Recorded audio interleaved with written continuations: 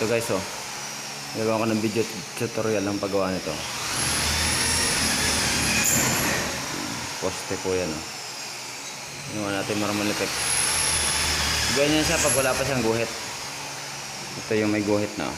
Nilagyan natin ng konting twist. Islap, oh. Pwede ka manalamin. Ayan.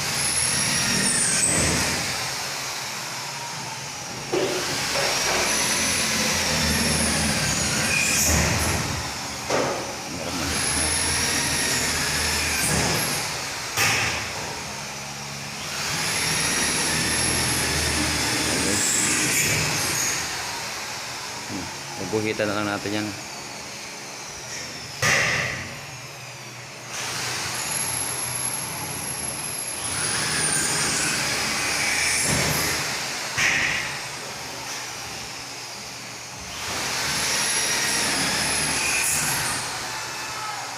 Pintura lang po yan, oh. Ang ganda, oh.